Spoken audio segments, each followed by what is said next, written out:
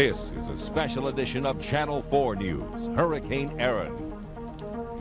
You are looking live at the Central Florida coastline where Hurricane Erin is about to slam ashore. But South Florida is breathing a sigh of relief right now. Thousands of people are heading home from emergency shelters with smiles on their faces. And tonight, the watching and wondering is over for us. It's clear where and when Hurricane Erin will make landfall. Good evening, everyone. I'm Tony Segretto. And I'm Jennifer Volappi. Now, Hurricane Erin is expected to make landfall within the next hour. And while her impact will be felt mostly in Central Florida, Broward County is still under a hurricane warning, but that could soon change. Tonight, we have live team coverage up and down Florida's East Coast. Channel 4's Michael Williams is in Fort Pierce, and Channel 4's Ari Adzer is in Broward County with the storm's effects there. And this is a live picture from the Broward County Emergency Operations Center, where any minute now we will be getting new information about schools, businesses, and closings or openings, or possibly the lifting of that hurricane warning. First, we want to get the very latest on Erin. We're going to go over to meteorologist Brian Norcross for that. Brian, I just mentioned that it's going to be hitting land in about an hour. Is that correct? The edge of it is actually going to be hitting land much sooner than that, Jennifer. We will show you the radar in just a second. The other news we have is that the hurricane warning is still in effect for Broward County and will be until tomorrow morning. I can only guess that they did that just to be absolutely sure, and also because they don't want people running around out on the roads this time of night trying to get back home. That's my guess on why they've done that. We'll look at the radar here in just one moment and evaluate the rotation around the storm as it might affect northern Broward. But first of all, our concern tonight is for the Central Florida coast, and we have an extreme close-up of Doppler radar out of Melbourne, and here it is right now. Here's the eye here. Now we have real close-up, so everything looks very big here, right in this area. Now we have a little good news with this, I think. This is the strong eye wall band here. Here's Fort Pierce. Here is St. Lucie County. There's Martin County, Palm Beach County down at the extreme bottom there. And you can see this is right on the shore. And these strong cells here, as they rotate around and the whole system moves in, are the ones that are going to cause the problem and do the damage here on these little barrier islands. You see that little line right there? That's a very thin barrier island that goes all the way up the coast. Now, it's going to be felt first of all in St. Lucie County and then Vero Beach here, but notice the yellows are still offshore here and still to rotate around in, and then it's going to be felt with the storm surge up into the southern part of Brevard County here. Here's Melbourne, Indialantic, Melbourne Beach. Sebastian is down right in this area here. So we're talking about in the Sebastian area, Vero Beach, or the coastal communities outside Fort Pierce, where the biggest damage is going to be from storm surge from these cells and from the wind from these cells that are rotating around the eye. Now let's go to a wider view here, and we can actually see, no, let's go to the, stay with me here, let's go back to the radar, please, on the wider view. And here you see in here the eye rotating around, and notice these cells. Here they come again, rotating around here like this and rotating in. Now, you can see down here, here's Broward right here. The concern has got to be that when these rotate around, we could see them infringe on Broward County. That may be some concern, and as I said, I suspect the second concern here is that we don't want however many hundreds or thousands of people would be trying to get home here at 11 o'clock or midnight at night, and all the problems that would ensue with that. So I think that that's part of the concern. Now let's go to that satellite picture and take a close-up look at that and watch them rotate in here, and that thunderstorm cell pushing right on the Central Florida coast. The other thing to notice, the dry air pulling in here from the southwest and wrapping around up into the storm. And notice here the big broad area of circulation that as this storm here moves across the state here tonight, we're going to see that moisture spreading up over us. Now let's take a look at the coordinates, so you can go ahead and plot it, and we'll get the latest information on the 11 o'clock advisory. 27.2, 79.6, still 85-mile-an-hour winds. The aircraft has not found significant strengthening. West-northwest at 15, and there you see the pressure, 983 millibars. So this is going to come ashore. There's a Category 1 hurricane here. We're essentially coming ashore right now within the next 15 minutes or so and move on across the coast. So as a result of that, hurricane warnings continue in effect from Hallandale, in other words, the Dade-Broward line, all the way up to New Smyrna Beach, tropical storm warnings to the north, and now we have tropical storm warnings all around the west coast of Florida from Fort Myers on up to Apalachicola. So that's where we stand right now, just coming ashore at Fort Pierce. We'll be back in a few minutes, and we'll get another updated look at that Doppler radar. I suspect that at this initial point, it's not too bad, but it's those yellow cells coming around that may take a little while to get there that are going to do the damage. All right, back to you, and back in a few minutes. All right, well, let's take a first-hand look, shall we? Go out to Fort Pierce and Michael Williams. Michael?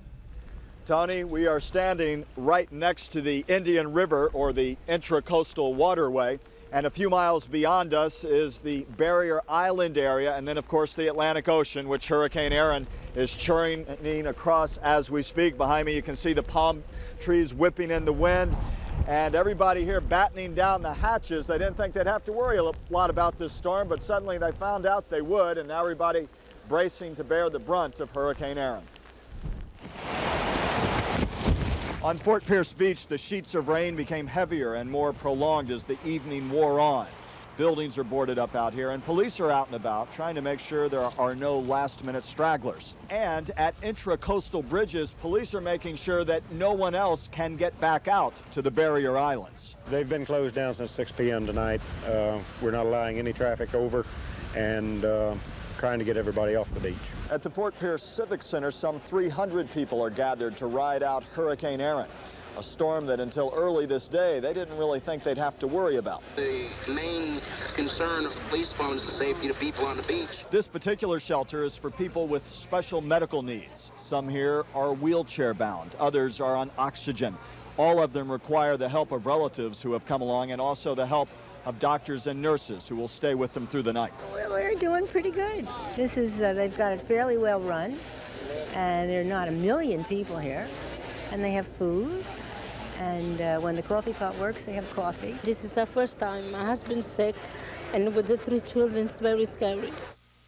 Contrasting emotions as people in the Fort Pierce and St. Lucie County area get ready for Hurricane Erin, or I should say get ready to bear its brunt, because if they're not ready now, they never will be. Again, 85-mile-per-hour sustained winds. We've been getting increasingly bad squalls over the last few hours, and that's going to get worse as the night wears on. You can see the empty streets behind me. We're near downtown Fort Pierce right now. The concern here... Okay, Well, losing Michael Williams, obviously due to the weather out in Fort Pierce right now. Exactly. And what we're going to do now is let's go to our Broward newsroom, where we have Steve Daniel standing by with more information. We were expecting that hurricane warning to be lifted, but as Brian said, we're going to keep it in there until at least morning now, Steve. We were indeed, Tony, and we have been tracking Hurricane Erin from our Broward Bureau all day. This evening, we experienced pretty calm conditions all throughout Broward County. But as you say, because there is a hurricane warning that remains in effect for the county, Broward's Emergency Operations Center cannot give the all clear.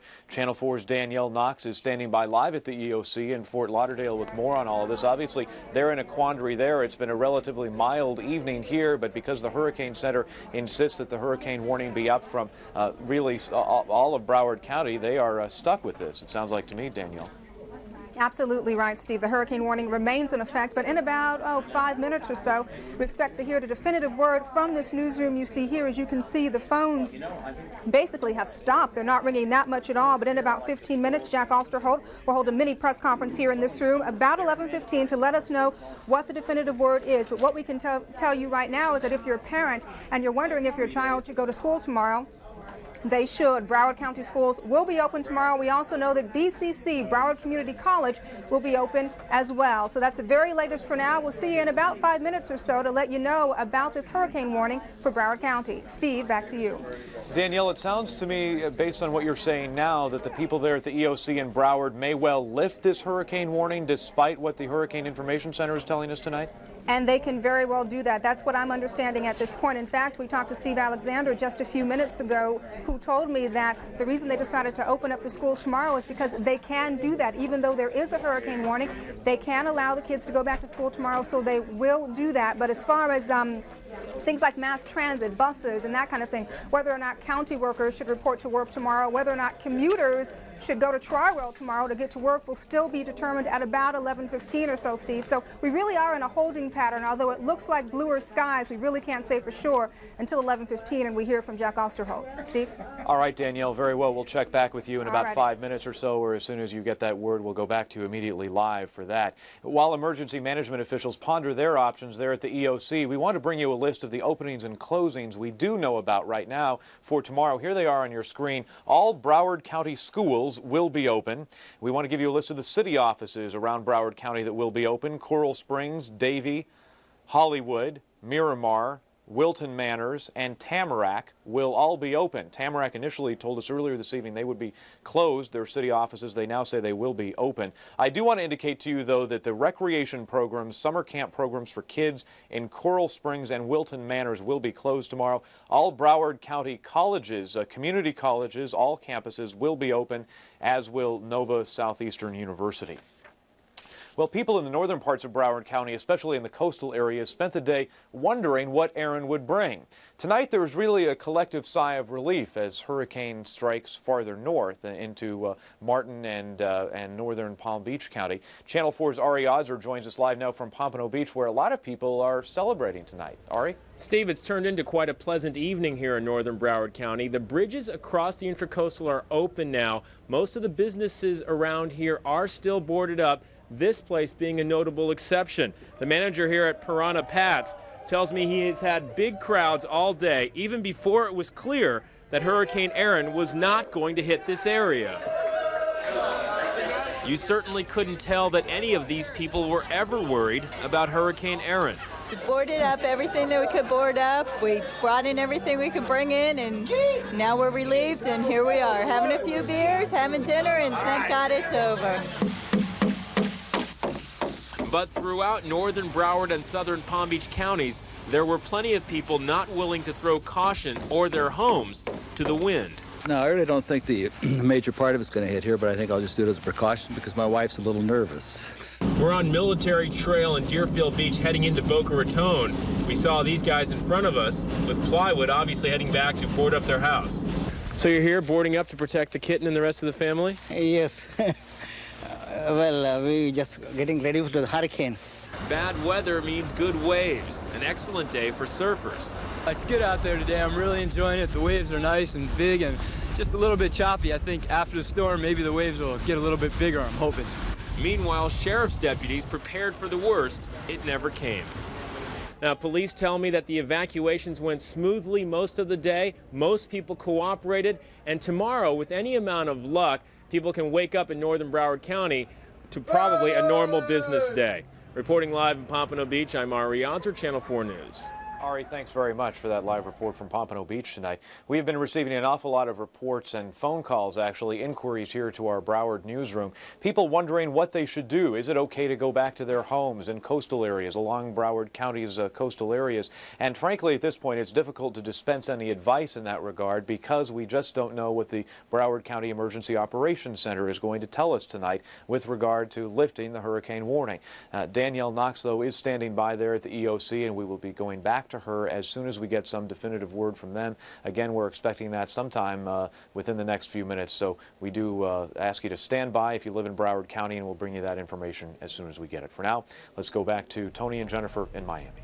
All right, Steve, thank you. And in the meantime, we're going to take a break, but we want you to know that when we come back, it has certainly been a long 24 hours at the Dade Emergency Operations Center. We'll be going there live. Nancy Humphreys and Ike Siemens is here to tell you everything you need to know about what you can deal with tomorrow here in Dade County. What's open, what's closed. Exactly. We'll be right back. Attention soap opera fans. Here's the schedule for Days of Our Lives in Another World. On Wednesday, watch the Tuesday episodes at their regular times. Days at 1, Another World at 2. Then set your VCR for early Thursday morning to catch Wednesday's episodes. Days at 2:05 a.m. and Another World at 3:05 a.m. We know it's confusing, but this way you won't miss a show. To recap, Tuesday soaps on Wednesday afternoon at 1 and 2. Wednesday soaps early Thursday morning at 2:05 and 3:05 a.m.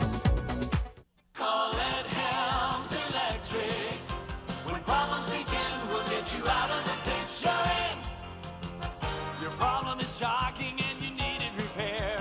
Just call it and we'll be there. When you need it fixed fast, you know who to call. Call it Helms, we can do it all. Call it Helms Electric. When problems begin, we'll get you out of the fix you're in. Sporty. Stylish. great performance. That's what people are saying about the all-new Ford Mustang. And here's what your South Florida Ford dealers are saying. Lease a new Mustang for as low as $229 a month for 24 months. Or buy a new Mustang Coupe, GT, or convertible and get $750 cash back. Now that you have the choice of low lease payments for 2 years or $750 cash back savings. Go to your South Florida Ford dealer today, where they'll say, great Mustang deals. And you'll say, I'll take it.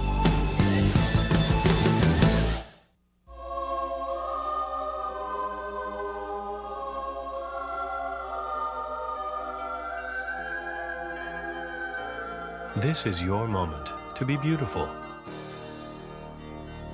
Beautiful from Estee Lauder. Now, beautiful classics. Parfum spray, scented body lotion, and body powder are yours with any beautiful purchase of $32.50 or more. This Estee Lauder gift is yours exclusively at Macy's. Hi, I'm David Hasselhoff. You know, on Baywatch, we make it all look so easy. Now come watch the SeaWorld Pros and see for yourself how wild it really is. The new live Baywatch at SeaWorld Adventure Show. All the life-saving, wave-breaking, pulse-pounding drama of Baywatch. In the surf-shattering, sun-splashing, high-soaring splendor of SeaWorld. New Baywatch at SeaWorld. It's making quite a splash. Real-time closed captioning on Channel 4 News is brought to you by Aluminum Roll-Up Shades and Shutters. This is a special edition of Channel 4 News, Hurricane Erin. You got a sense of normalcy here in Dade County after that 8 o'clock announcement that the hurricane warnings have been lifted? Yeah, no one knows that better than Ike Siemens, who basically all day long has been keeping us posted on the closings and the openings. Is pretty much everything open again now, Ike? Yeah, it's almost normal. It's awfully hard to believe that about 12, 13 hours ago, I was standing here telling you how nervous you should be. Now, in Dade County, tomorrow is going to be pretty much a normal day.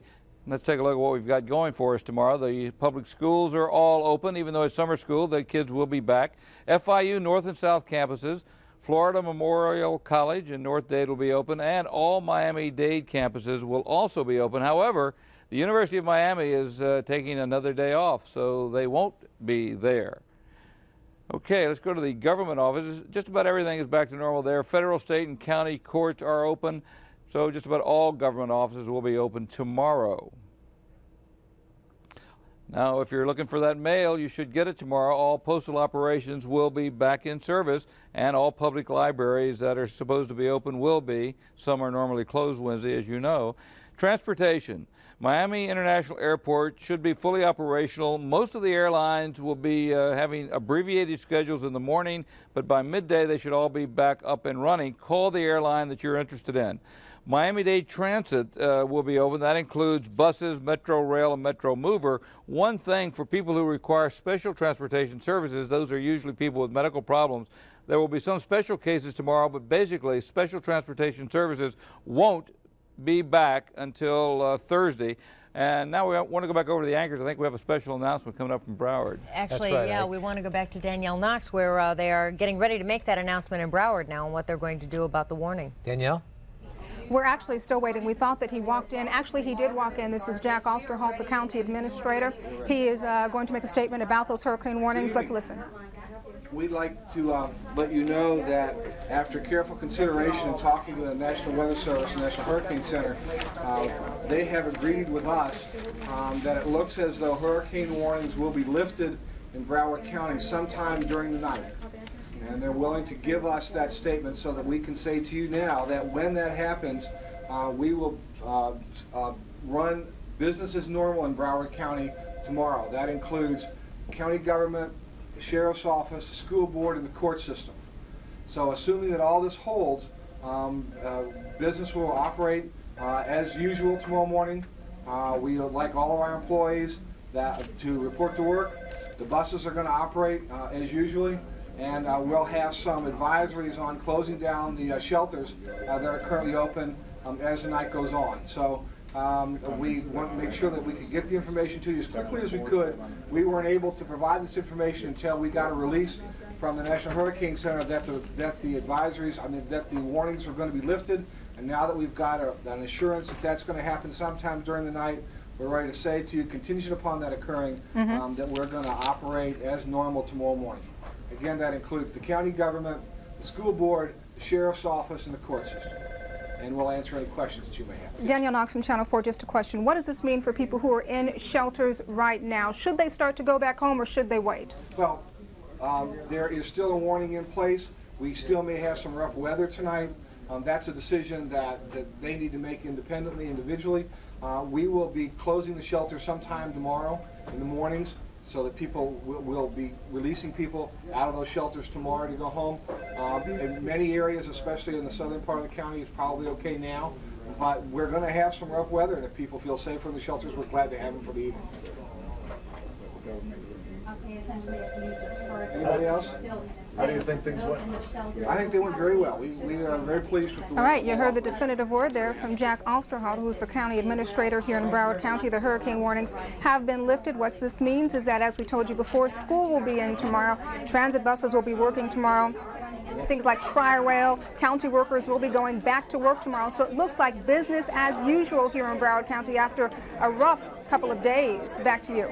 Okay, Danielle, why don't you try and see if you can find out for us if they're going to be providing transportation for people who want to leave those shelters this evening, and if they're in the process. I know you're wrapping that whole little news conference up right now, so maybe you can get back to us in a little bit and let us know what the word on that is. You know what, I can tell you that now, Jennifer. We did ask about that actually before in terms of them providing transportation to people who are in shelters right now. They say they haven't made a decision on that at this particular moment. They're working on trying to coordinate something, maybe having the same transit buses that brought folks to the shelter, take them home, but in terms of time and that kind of thing, they haven't decided on that now, because as you heard Jack Osterholt say, the warning still is in effect for at least the next couple of hours, to be lifted sometime tomorrow morning. So at this point, they haven't coordinated all of that yet. So we're definitely working on that aspect as well. All right, Danielle, thank you. So that's good news for Broward County, that at some point during the evening, maybe 2 or 5 o'clock, one of those advisories, that the warnings will be lifted, and business as usual in Broward County. Let's go back to Ike Siemens now. And Ike, you can wrap up Dade County tomorrow. Just a couple of final points concerning also Broward in this instance. We understand that Tri-Rail will not be operating tomorrow. Tri-Rail not tomorrow, but Thursday. So that would affect commuters into Broward as well as Dade. And also hospitals in Dade County. The only hospital that actually closed today, or pretty much closed, was Mercy Hospital in the Coconut Grove, because it was in an evacuation zone. That should be, the emergency room will be back in operation by noon, other services by midday, and all fully operational Thursday. But almost all other hospitals will be back in full operation. And if you do have the day off tomorrow and you want to go to the zoo, forget about it. It doesn't open till Thursday. And Tony and Jennifer, that is it for Dade County. Everything we wanted to know. Ike, thank you very much. Long day. Great job today. Certainly a lot of the animals have been put away, and now they have to Yeah, now go Ron back McGill's got to out, put them all back in place. Talk about someone who's had a long day at the Dade EOC. Nancy Humphreys has been there all day. Nancy, we talked with you earlier when Kate Hale, when they announced that the hurricane warnings had been lifted in Dade County. She talked about people leaving the shelter. How is that process going? That process is going slow, but it is going, and we're going to get to that a little bit later. I want to tell you first, here at the Emergency Operations Center, things have slowed down quite a bit. If you saw some of our earlier reporting from here, you saw that activity was very busy, but tonight almost all of the workers have gone home. In fact, all of Dade County is getting back to normal, because the hurricane warning has definitely been lifted from here. An announcement which made an uptight Dade County very happy.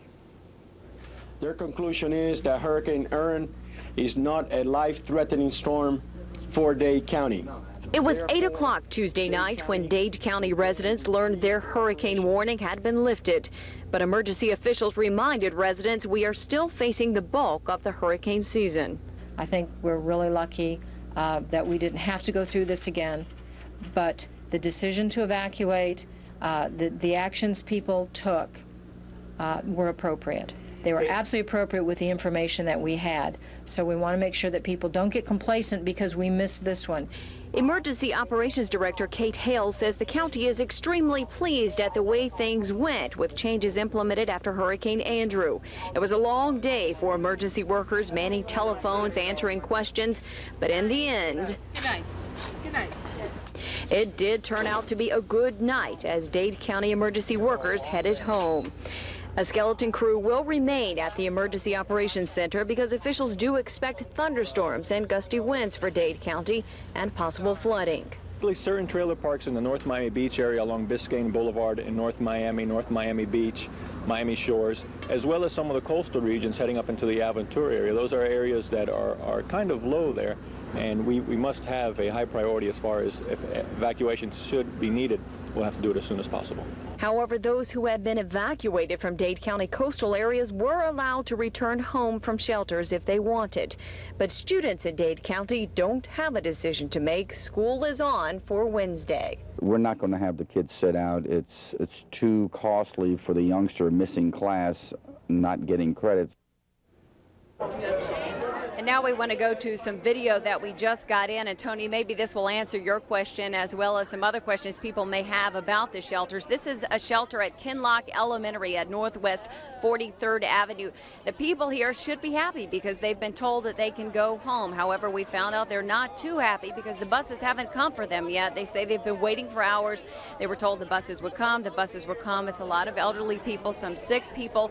One lady even told our photographer that, quote, they were quick to pick us up and bring us here, but they're not too quick to take us home. So many say they are getting taxis. Now, back here at the Dade County Emergency Operations Center, officials here tell us to please be patient with them. They're doing everything that they can do to get those people back home. So please be patient. Just be thankful that things went as well as they did here in Dade County. Remember that everything that they asked you to do, going to the shelters, that they ask you to do that for your own safety. They say all that we can do here now in Miami, and now that we are out of this hurricane warning, is just pray for the people up north. In Miami, Nancy Humphreys, Channel 4 News. And Nancy, I guess with what Kate Hale said, with a little fine-tuning here and there, they have to be pretty satisfied with the way things went today, the effort that they put out for the storm. A good dry run, so to speak. They are very happy. In fact, they said they put in some changes after Hurricane Andrew, and they were really happy with those changes that they put in effect and implemented. They said they went quite well. There were a few things that they said had to get worked out as far as getting supplies to the shelters, and they say they are getting on that immediately so that in case we have this threat coming about again. And a reminder that we are just at the beginning of the hurricane season. There's a lot more to come, so they want everybody to do everything they did just as much in case it does hit Dade County in the future. Hopefully not. But, you know, as we know, it always can. That's right. Okay, Nancy, thank you very much. And obviously, this has been a very erratic 24 hours, a lot of ups and downs, and a lot of people mobilized very quickly and really have done a spectacular job. And as Nancy said at the beginning of the season, we've already had 4 named storms. That's right. Actually, I believe this is the 5th. Yeah, right? exactly. Correct. Well, we're going to take a little break right now, and when we come back, we're going to go to Tallahassee. And hear from the governor and Mike Vasalinda, so stay with us. You're watching WTVJ, Florida's first television station. For years now, the BMW 318IS has been trying to bridge the gap between economy and luxury. But considering the Acura Integra RS Sports Coupe has more front headroom and legroom, is quicker from 0 to 60, and has a lease rate of $199 per month. You might say, we own the bridge. Lease the new 1995 Integra RS Coupe for just $199 a month at your Southeast Florida Acura dealer.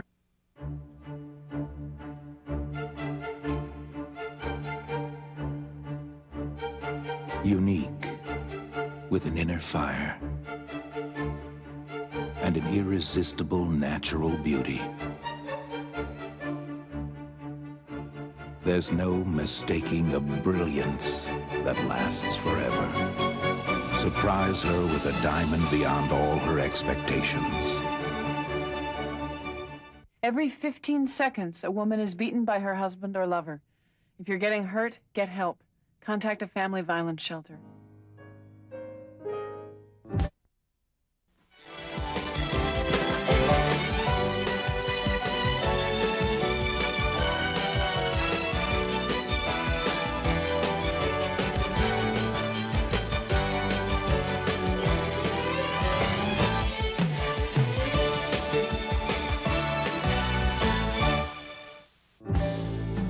You know, a lot of us grew up with family barbecues being something of a tradition. A time to be together, to laugh together, to share a few stories.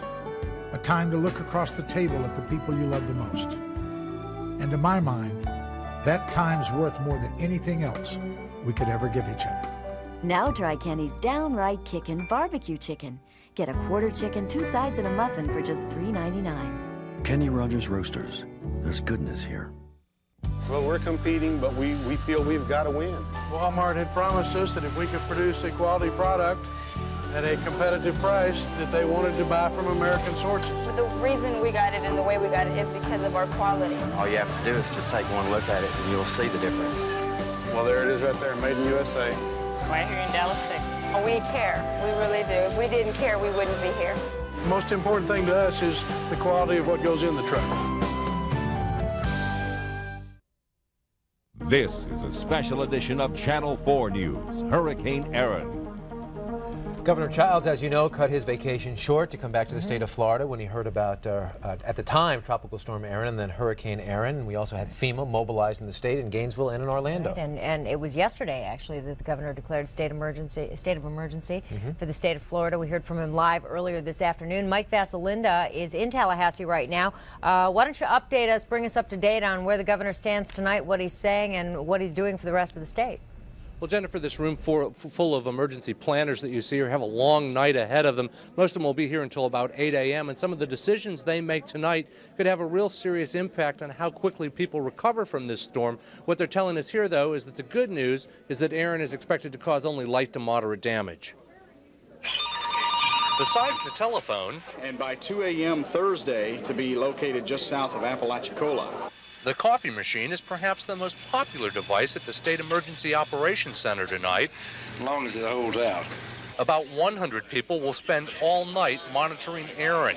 Certainly we could have some power outages in the middle part of the state, even in the Orlando area, if the center of the storm comes close to the city of Orlando, and then going toward the west coast, we could have some power outages here and there. I think they're talking about approximately 12 hours for it to, from the time it hits landfall on the east coast till the time it would exit on the west coast.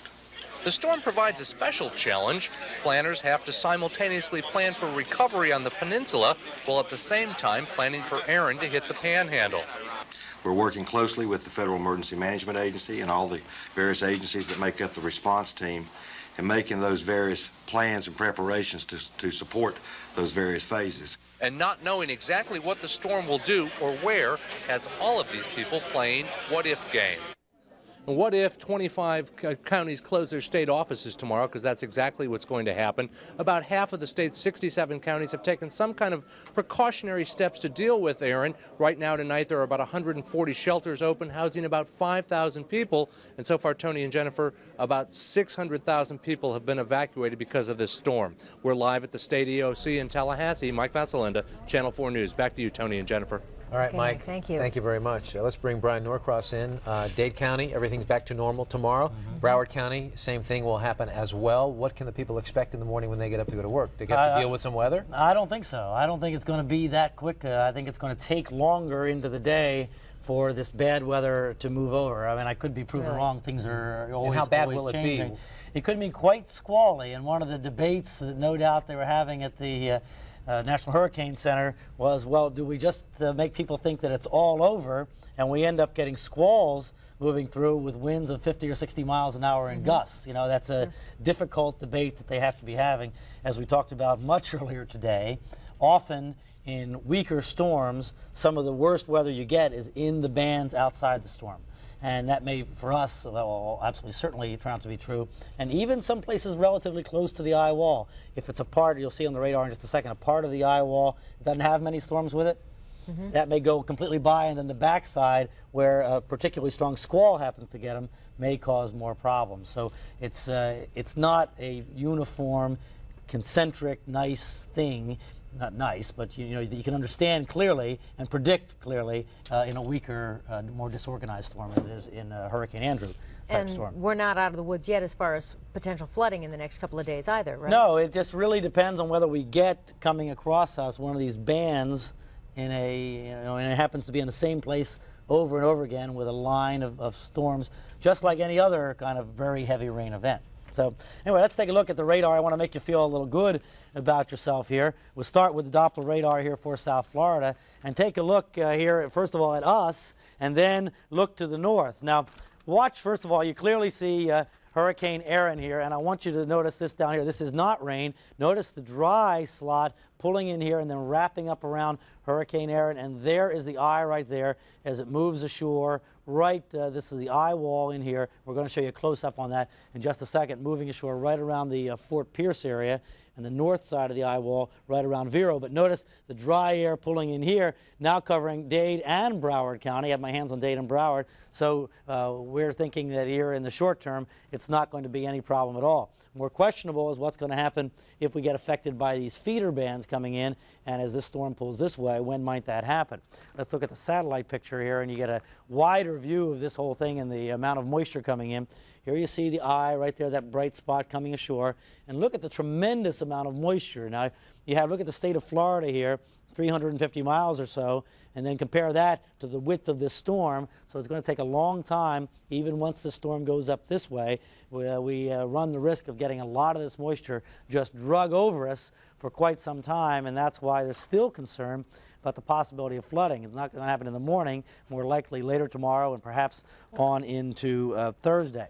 Now let's take a look at that Doppler image, very close up out of the Melbourne Doppler radar. Here's Melbourne right here, Vero Beach, Fort Pierce.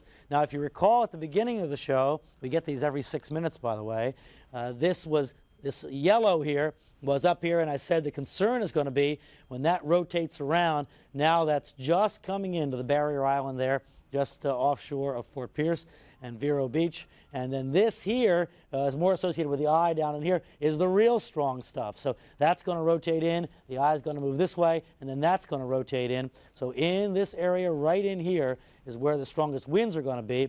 And it looks to me like the strongest storm surge is going to be right about Vero Beach, perhaps just north of Vero Beach, with that storm surge up to 5 to 8 feet. They have lowered, by the way, their estimate for central Florida on the amount of rain down to 3 to 6 inches, because if you notice, associated with this part of the storm, only limited thunderstorm activity. So not quite as stormy a situation in terms of heavy rain as they had thought originally. We do, however, continue to have a tornado watch in effect, and if you see this feeder band right here, and this is part of the concern, I said the feeder bands tend to be the problem. They have reported now tornadoes reported on radar just offshore of Daytona Beach, moving rapidly near Ormond Beach to the southwest, near the Daytona International Speedway. So, more problems for folks in Central Florida, because the tornado watch is Palm Beach County north, does not include Dade and Broward, but as I said earlier, Central Florida and North Florida much more susceptible to tornadoes than we are here in South Florida. Let's take a look at that warning map one more time, because I know we have a lot of folks that have friends and relatives in Central Florida. The idea is, with the hurricane warning on this coast and the tropical storm warning on this coast, that in between will go from an 85-mile-an-hour storm to less than a 75-mile-an-hour storm as it exits. But it looks like it will come very close to Orlando and then go out somewhere up here north of Tampa. So Orlando being quite vulnerable to storms because they haven't had any storms there in a long, long time. Looks like they're going to be right near the storm. Here's Orlando right in here as it comes across something like this right near the storm tomorrow morning. So tomorrow morning could be a very bad morning in Orlando, and then by Thursday, or by tomorrow evening, up here approaching the Gulf Coast. But notice, if you remember, all those clouds still pulling up from the south. We're still going to be under it, I think, tomorrow evening and probably into Thursday morning. All right, let's go ahead and take a look at our forecast now. For the boaters, small craft continue to stay in port. The winds, especially offshore, are going to be very high, starting out in the first part of the day, 40 down to 25 knots by late in the day. Seas 15 feet down to 10 feet. Extremely rough in the bay, at least to start the day. 84 degrees in the surf, and that's today's temperature. Tonight, some passing squalls to the north. When I say north, I mean Palm Beach County here, because I know we have some viewers in Palm Beach County. I think tonight Dade and Broward are going to be just fine, about 79 for a low. Periods of rain tomorrow could be heavy, especially as we move into the late part of the day, high up to 88. And I think that will continue on into Thursday. And just because I didn't even put 4 more days on there, because I just really don't know how long this is going to take. Wouldn't surprise me if some of it, some lingering effects, continued into Friday as well, because it could veer to the left of the panhandle and then get swept up to the east and kind of all that stuff pulled back over us. So that wouldn't at all surprise me. So flooding for us is a potential, something we need to be aware of, It's just we can't forecast precisely at this point. Okay. Okay, Brian, thank you. We'll keep posted on that, certainly. And I'll tell you, a lot of people in the last 24 hours put a lot of effort in putting up their shutters and getting all their supplies and all that. We're going to be checking in with some of them and seeing And how they tying feel up their about all boats this. as well. That's right. How many times we told people to make sure they did that correctly. So when we come back, we're going to take a look at that preparation and what they're going to do now as the hurricane warnings have been lifted here in Dade County. And we go back to normal. We'll be right back.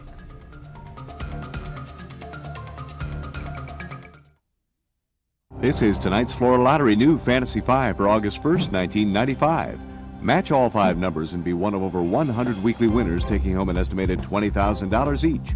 All drawings supervised by Lottery Security and certified by Lovelace Roby & Company, Moore Stevens International. Now here's Elisa Burns with tonight's new Fantasy 5 numbers. The first number is 20. The second number is 26. The third number is 15. The fourth number is 4. And the last number is 14. So tonight's numbers 20, 26, 15, 4, and 14. Last night, 19 big winners matched all 5 numbers and took home over $17,000 apiece. Join us Monday through Friday for the new Fantasy 5. And don't forget Saturday's $7 million Florida Lotto jackpot. Good night, and good luck, Florida. I like to shop at that big outlet place, with the really great deals. They have that great store with the big gadgets. And my wife sent me to that place. It rhymes with Beagle. They have one of those things, dries you off. It's $5.99. And also at, whatchamacallit, that place that's named after New York Street, I got that thingy with the sleeves and the buttons. It was 60% off. Anyway, I got so much I couldn't even take it all. But luckily, they have one of those things with the wheels. Don't miss the Dexter Shoe Outlet, Sawgrass Mills. Shop, shop. In a taste test, which of these Lipton iced tea drinkers preferred the taste of Louisiana tea over regular size Lipton? These two. That's 2 out of 3. And which of these preferred Louisiana? These two. Again, 2 out of 3. It's incredible. 2 out of every 3 Lipton drinkers preferred Louisiana iced tea over regular Lipton. All Louisiana is specially blended for iced tea. So, there's a great chance you'll prefer it too. Try Louisiana, the right tea for iced tea. Actually, I'm tired, though. Oh, here we go again. I drove all day, and now I'm knocking and pinging. I don't care. You don't care that I knock and ping. It's not that I don't. Well, actually, no, I don't care. Do you know why I knock and ping? Why? Because I need a higher octane gas. So? But you get Chevron Supreme with Techron. I can't believe that. Because I'm a car that's designed for high octane. But I'm the one that's knocking and pinging. Whose fault is that? It's not mine. Yes, it is. No, it isn't. Yes. No premium outperforms new Chevron Supreme with Techron. Chevron, simply smarter. No. Yes. No, it isn't. Yes. This is a special edition of Channel 4 News, Hurricane Erin. Well, what a contrast. Earlier today, Coconut Grove was like a desert, and now, even though it's 11:42, we do see some movement in Coconut Grove from Coco Walk with Grove Cam, and it's nice to see some normalcy after a long, arduous, very anxious day. Looking at a live picture of Coconut Grove there, and we're going to go to Jerry Helfman, who is live in the Grove. And Jerry, you've sort of made the rounds today. You were on South Beach a little earlier. Just about everywhere you've been for a while now, people had decided that they were going to get back to normal regardless of what the weather was going to do. Well, Jennifer, South Beach is probably hopping a little bit more than Coconut Grove. Actually, there aren't very many people here. Things are getting back to normal, but very slowly. I mean, look around here in Coco Walk. It is still pretty much a ghost town, actually. Shutters are up everywhere.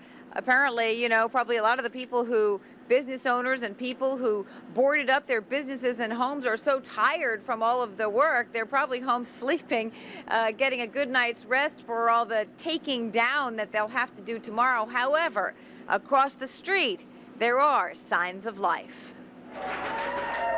Senior Frogs in Coconut Grove is only one of 2 restaurants open. Tom Moore is the owner. You're the only one without boards on your windows. Yeah, well, I'm one of the owners here. There's 4 of us involved, and we just decided that we would go with the airport, and we've been here 15 years now, so we monitored that, and the airport decided not to close, so we figured it was pretty safe to stay open since they based their decision on 50-mile-an-hour winds. And down the street, in the only other one of 2 restaurants open in Coconut Grove, we have George Eric Farge. I'm sure you're very happy to be open and full of customers. Well, sure, we're very happy happy. My partner and I, we bet tonight's gonna not be raining, and we're still open, and we're full. We're very happy. It's the same thing for this morning. We were full. South Beach started unstacking chairs just before 8 when Dave's hurricane warning was lifted. We have been watching, and they said it's going north. So this is south, isn't it? At Dinner Key Marina, about a third of the boats took off, but others took their place. There are about 500 slips here. They're all full, tied up with extra lines. Jim Elam, you were going to spend the night here regardless. Absolutely, yeah. You take your bimini top off, you lash your sail covers down, and sit tight. And you would do the same thing again, despite all the work involved? Based on the forecast, yeah. Yeah, I would. John Meyenberg is untying lines he spent most of the day securing, and with no regrets. Yeah. So you take all the same precautions again? Absolutely, yeah, because the next one will hit. Well, certainly we hope he is wrong in that regard. However, he is right with the mindset that we all know you always have to assume when there is a hurricane warning, it is going to hit. So plenty of people heeding all the warnings as they should. Reporting live in Coconut Grove, I'm Jerry Helfman. Back to you. I thought I saw some cars there when we came in from Kokowaka and Grove Cam there, Jerry. Nice to see some activity getting started again. Was a little nervous when we saw everything boarded up there. It looked like it was really hunkered down for the evening, but it's kind of nice to see that everything's moving along smoothly again. It was also nice to see that people did heed the message and did board up, and a lot of the people earlier in the day, especially in Monroe County, because we lifted the hurricane warnings in the Keys quite early today, early this afternoon that is, and Peggy Fox found the people that did board up taking their shutters down and saying that they're glad they did prepare like they did. We're here in Kendall, where some areas got hit hard by Andrew. You can see all the homes that are boarded up right here. These people were not going to take any chances this time with this storm. This home right here received quite a bit of damage during Andrew. Today, instead of weathering a hurricane, they're having a party, having a good time. This is Alice. Hi, Alice. Hi, Peggy. How are you? Good. So you boarded your home up, huh? We did. Our son and some of the boys here in the neighborhood. Are you at all wishing that you hadn't boarded up since the storm's not here? No, I'm glad that we went ahead and did it. It was too traumatic the last time. So even though the storm didn't come, you don't feel sorry at all for doing that? No, I don't. Okay. And none of us do. Jokingly, neighbors say this stop sign stopped this storm. They found the sign after Hurricane Andrew, and now it fits nicely over an octagon-shaped window. Andrew ripped an entire wall off this house. But on the other side, on the back side, there was no wall. It was gone. It looked like a dollhouse. So all in this neighborhood seem to agree with the same. It's better to be safe than sorry. There's no storm. What do you think about that? I think that's good. That's good. Indeed it is, even if it means a little more work, now taking down the shutters. A rainbow brings a nice end to an uncertain day in South Dade. Peggy Fox, Channel 4 News. And a definite pot of gold at the end of that rainbow today. That's a beautiful shot, huh? It really is. We want to update you right now on what's happening with your favorite soap operas, for those of you who are watching us all day long in our continuing coverage. You know, they're daytime dramas now.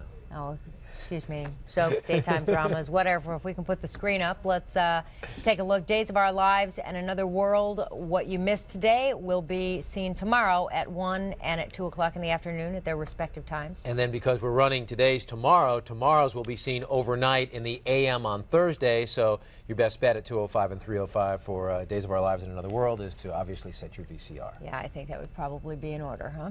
Well, when we come back, we're going to go live right into the thick of it, into Fort Pierce, and check in with Carlos Harrison and see how things are going out there. Stay with us.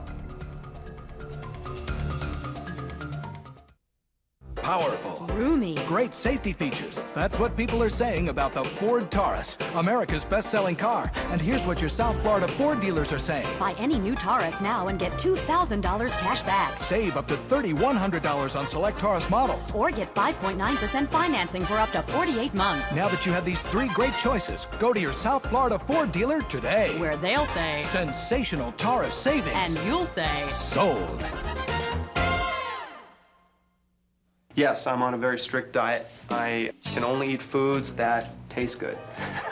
If it were not for healthy choice, I would be a nutritional disaster area. Like the turkey dinner, has all the trimmings and only 3 grams of fat. I mean, you get 3 grams of fat just breathing the air. Healthy Choice uses a thick slice of lean meat, lots of herbs in the stuffing, and vegetables that actually crunch. You taste the food and not a bunch of salt and fat. With Healthy Choice, I can eat what I like. It's a good thing. For years now, the BMW 318IS has been trying to bridge the gap between economy and luxury. But considering the Acura Integra RS Sports Coupe has more front headroom and legroom, is quicker from 0 to 60, and has a lease rate of $199 per month. You might say, we own the bridge. Lease the new 1995 Integra RS Coupe for just $199 a month at your Southeast Florida Acura dealer. The good life can be your life. Hop aboard. Where are we going? On your fantasy. The Fantasy 5 drawing weeknights during Channel 4 News at 11. This is a special edition of Channel 4 News, Hurricane Erin. The storm is now coming ashore in Fort Pierce. In fact, the eye wall is making its way. We saw those feeder bands coming on shore, so the weather's getting quite violent now. Still packing quite a punch, and this is what an idea of what we had just missed here in South Florida, in Dade and in Broward. But up in Fort Pierce, the situation is considerably different. Carlos Harrison is live in Fort Pierce. Carlos, obviously it's coming ashore. It is coming ashore. We're feeling it coming in bands and bands. Just a moment ago, we were really getting battered. I'm sure it'll be just seconds away that the same thing will be happening. If photographer Sean Phillips can look around, you can see the trees being blown around here, and we talked about this being a very long, wet storm. Well, I can vouch for wet. We have been out here watching it move in. I think you're about to get another gust coming through now that's just been beating everything around here. And as a matter of fact, as they boarded up and shuttered up in Vero Beach, some businesses left their own message behind for the coming storm, asking the Hurricane Erin to please be gentle. But police moved out to the barrier islands, asking people to evacuate. It bothers me folks don't take these things as serious as they should, and you'd think Andrew would have taught everybody a lesson. This is no Andrew, but by the same token, it's better safe than sorry. It's about 100 miles winds, and since you got no protection from this, we'd think it's pretty wise to move either to the shoreline, to the shore inland, or back to Miami where it's calmed down. Still, some refuse to leave. Yeah, I have good surroundings. I have a place about 200 yards from here and very safe. It's literally blocked in from all sides, so as far as the wind factor, it shouldn't be a problem. Just came down to check out the scenery. As the serious winds come in, here's a sight that you don't see, just to give you a sense of some of the awesome beauty that you can catch of a storm. Actually, the sea foam being picked up and blown like shaving cream or foam across the beach. But many along the Treasure Coast seemed almost caught by surprise, having to evacuate the barrier islands with hardly enough time to prepare for the storm, leaving their windows exposed to whatever the winds would do. This house is just a few feet from the shoreline. Well, we're further inshore, and so that's why we're probably not feeling that surge that's coming in. We're actually protected by one of those barrier islands, but we're still getting some pretty strong winds up here, coming and going. Strong rains, strong winds. That's why we've been having some problems with our satellite signal to you folks there at home. It's because our satellite truck, which weighs an awful lot, is getting buffeted by those winds also and feeling it, even though we've got it tucked in beside a building. And we're just going to stay out here, trying to keep an eye on things and show you what they've felt through the night and how they've been. We've seen some police cruisers moving along. They're trying to make sure that everyone is inside, and that pretty much seems like a good place to be. For now, reporting live in Fort Pierce, Carlos Harrison, Channel 4 News. Carlos, we can see that behind you the lights are on, meaning the power is on in that area. Have you run across any areas or talked to the police that have suggested any areas where there are reports of power out? Not at this point. We haven't noticed that yet. As a matter of fact, we're kind of surprised to see that the lights have stayed on as well as they have. But as Brian has described for us, we're going to be seeing an awful lot of rain coming in as some of these smaller trees go down. They may be tripping some of the lines. We haven't heard any of the famous exploding power transformers that we've seen in other storms. But again, that's because this really just picked up in the last few minutes. We're going to head a little bit further north and see what kind of damage they're getting up there in that area also. Carlos, are they concerned about the same type of flooding that we were concerned about here? Well, I'll tell you, as a matter of fact, they had backed off on some of their predictions. It still seems to be a very, very wet storm, but now they were talking about, instead of it being in the range of, say, 10 to 15 inches of rain coming in within a few hours, actually probably more in the range of 5 to 10 inches. Still the same problems with saturated ground is going to cause some flooding, and the storm surge is going to... Okay, well, obviously. Carlos warned us that was going to happen. We saw it happen in Michael Williams' report, too. It's just a part of the problem with that storm coming ashore. Function of the weather. Well, meanwhile, we do want to move on and get some other news other than Erin in today. We want to tell you about that right now. Exactly. In the O.J. Simpson trial, defense lawyers continue to push their theory that Simpson was framed. Blood expert Herbert McDonald was back on the stand for his third day of testimony. He talked about the sock found at Simpson's estate, which prosecutors say contained Nicole Brown's blood. McDonald told jurors he didn't believe the sock was bloodied at the crime scene. Is it your opinion that the staining of that sock could have happened at the Bundy crime scene? No. Why not? The staining that transferred, in my opinion, from surface 2 to surface 3 could not occur if a foot was in the sock. Meanwhile, Judge Lance Ito has ruled defense lawyers can present evidence suggesting improper DNA testing procedures led to contamination of evidence. Prosecutors have said presenting this evidence would only mislead the jury. Attorney General Janet Reno is standing by her decision that led to the deadly raid at Waco. Reno testified on the last day of Waco hearings on Capitol Hill today. She told the subcommittee that she thought using tear gas was the best way to peacefully end the 51-day standoff back in 1993. Even after she was reminded that children died in that raid. The fact that they are dead is a tragedy that will be with me for the rest of my life. You do not have to talk in those terms. Well, Reno also defended President Clinton's role in the affair, insisting the decision was hers alone. David Koresh and 80 of his followers died in that raid. And President Clinton is expressing his disappointment tonight over the House's decision to lift the arms embargo on Bosnia. Today's vote of 298 to 128 would be enough to override a threatened veto. Supporters of ending the embargo say it gives government troops in Bosnia a chance to defend themselves against Serb forces. But President Clinton says the lifting of the embargo could eventually draw U.S. forces into combat in Bosnia. Mickey Mantle's medical situation has become much more serious tonight. Doctors say the baseball legend now has lung cancer, the disease apparently spreading to his lungs from his liver, which was replaced in June, as you know. Doctors say had they known the cancer had spread, they would not have given Mantle a transplant. The head of the Food and Drug Administration today told Congress women with silicone breast implants are not at big risk of getting certain diseases such as lupus. But David Kessler said that doesn't guarantee there is no risk at all. And there was another mega media deal today. Westinghouse bought CBS. Westinghouse will pay $5.4 billion for the network, which combined formed a powerful new broadcasting conglomerate. It is the second big entertainment deal in just as many days. The Walt Disney Company yesterday bought Capital Cities ABC for $19 billion. And lost in all the excitement over Erin today was this: Broward County is indeed getting a new telephone area code. State regulators today decided Broward will be area code 954. It's going to be phased in over the next year and a half for home, business, and cell phone users as well. Dade County will keep its 305 area code. What a bizarre code. Yeah, 954. I believe the first in the country that's like that. Oh, there are those funky ones all over the place.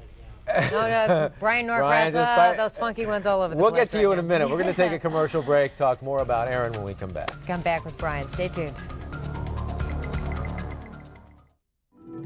Did you ever have the feeling you've experienced something before, even though you know that couldn't possibly be true?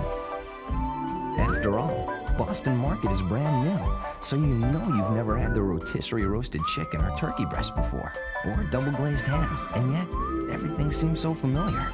Real mashed potatoes, like something good you remember from a long time ago. But how could that be? How could that be? Boston Market, déjà food. It's art that tells me to break from convention. It forces me to explore my inner self. It commands me to think. It orders me. A nice porterhouse. The new private issue card, a work of art that really works. You pick how it looks, the features you want, even your billing date. Visually appealing, yet delightfully utilitarian. What's the card you designed? It's a private issue. Use it where you see the Nova sign. I'm dead. I'm dead. Dead? I got 47 boxes to ship out by tonight. Easy. FedEx shipping software. It's just point, click, and ship. Really? Bramwell thinks I'm working my tail off. Just point, click, and ship. Take a long lunch. Point, click, and ship. Play a little golf. Point, click, ship. FedEx shipping software is so easy. Just point, click, and ship from your own computer. Mr. Bramwell. I'm dead. You're dead. I'm dead. You are really, really dead. For free shipping software, call FedEx. This is a special edition of Channel 4 News, Hurricane Erin. We want to check back in with Steve Daniels, see what's happening in Broward now.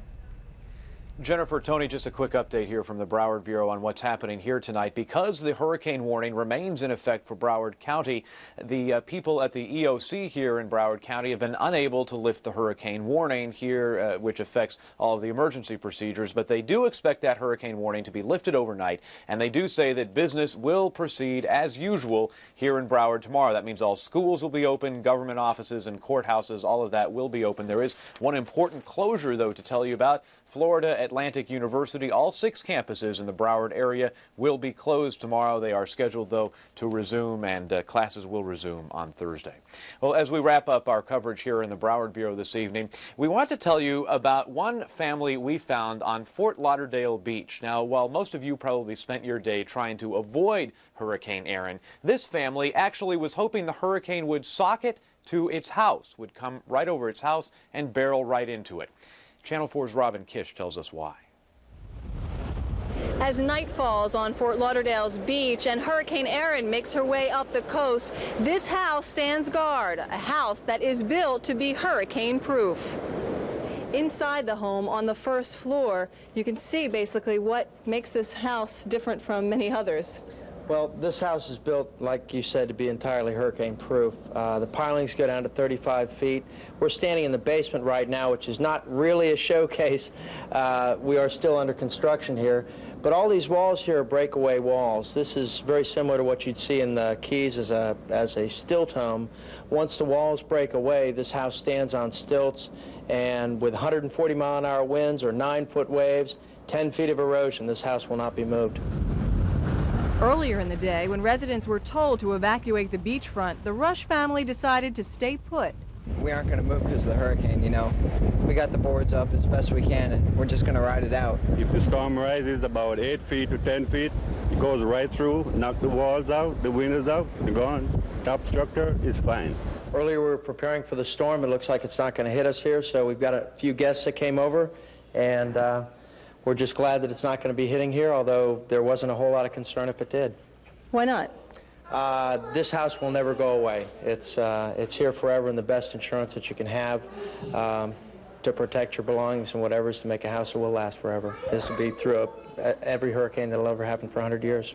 This was going to be the first test, though, right? This was going to be the first big test. I guess Andrew was going to be the first big test, too, so we'll just have to wait. We don't pray for hurricanes, but they're going to come no matter what. When a hurricane comes, I'll be here watching it come in, and I hope you all will, too.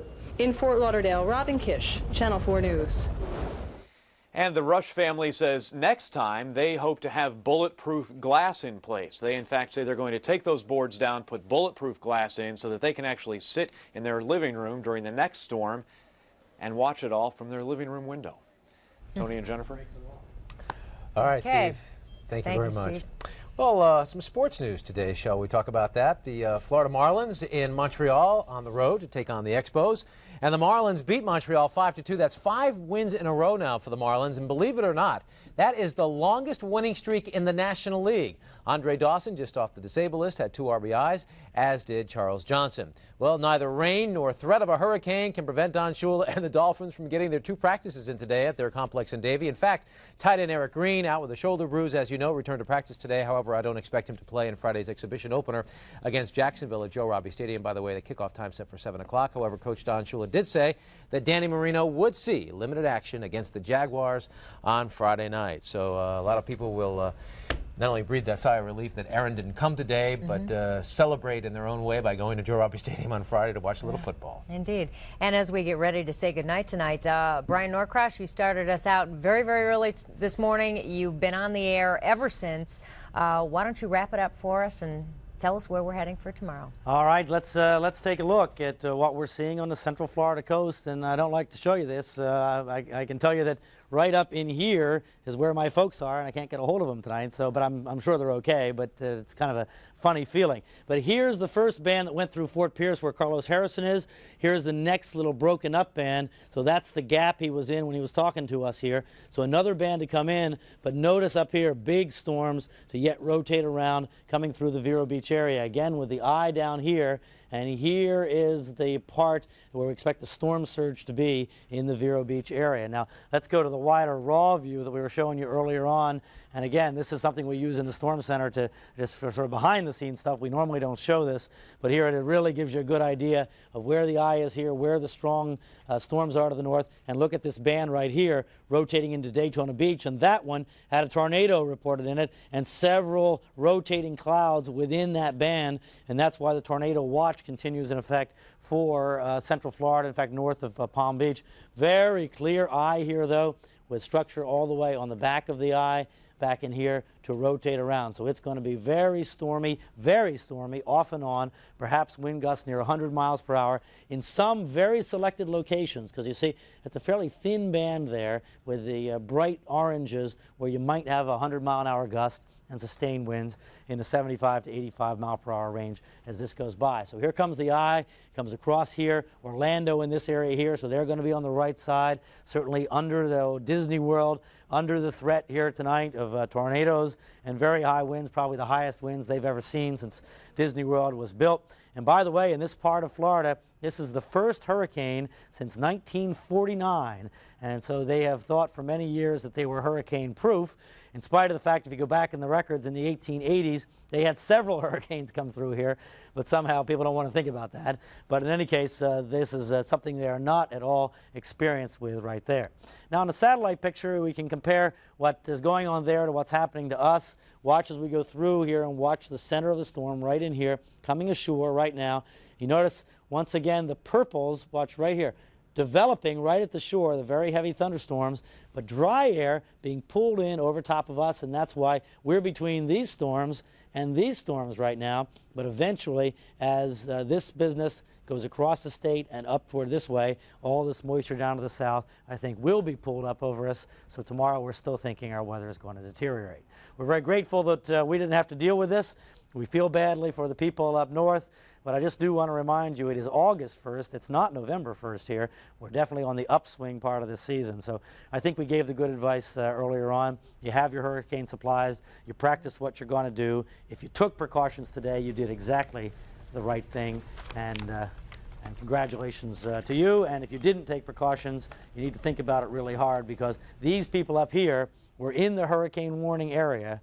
And in general, they did not take precautions, and many, many of them are going to pay with their property tonight, because they wanted to look at the satellite picture and say, it's not coming, and by the time it was coming, they didn't have time to take action. So you put yourself in the place of somebody in Fort Pierce here tonight that was warned yesterday that they were in the warning area, and very, very few, if any of them, did anything. So put yourself in that mindset and imagine if it had been coming toward there and instead came down and went like that, just for your future thinking the next time we have to deal with this, which just let's hope it's no time soon. Yeah. And great job again, Brian. Yeah. All right, Tony. Thank you Jennifer, for everything. And we want to remind everybody, for those of you, since Brian was talking about how we prepared, if you didn't get Ready, Set, Hurricane, make sure you pick yourself up one at any Winn-Dixie or Home Depot, and keep it on your coffee table, because it's invaluable information. Yeah, we have been on the air with continuous coverage since 5:30 this morning. Brian, you've been on the air since what, 7? Something like that? Something like that. Yeah. Let me say that Steve Adams is here, and he will take you through the night as we watch the storm go across Central Florida. Great. And Dave Damien and Bob Weaver here in the morning, and then I'll be back here at 7 as well for a special program, 7 to 9 in the morning with Dave Damien, and we'll track the thing at that point. And hopefully we can then turn it back over to real life and watch the cleanup in Central Florida. Yeah. Well, you best get some sleep then. Yeah, you have try to and be get a back couple here at hours in anyway, 7 huh? hours. Okay.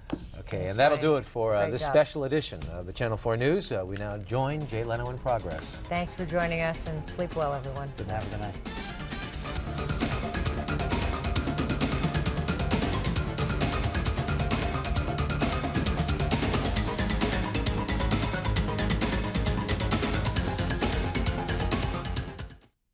Bon voyage! We will miss you, madam. Ta-ta, madam. Absolutely, sir.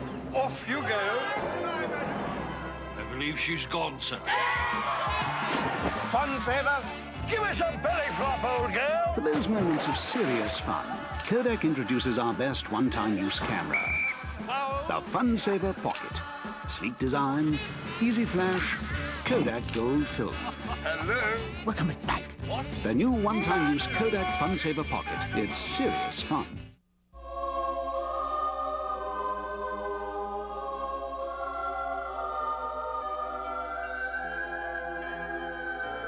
This is your moment to be beautiful. Beautiful from Estee Lauder. Now, beautiful classics. Parfum spray, scented body lotion, and body powder are yours with any beautiful purchase of $32.50 or more. This Estee Lauder gift is yours exclusively at Macy's.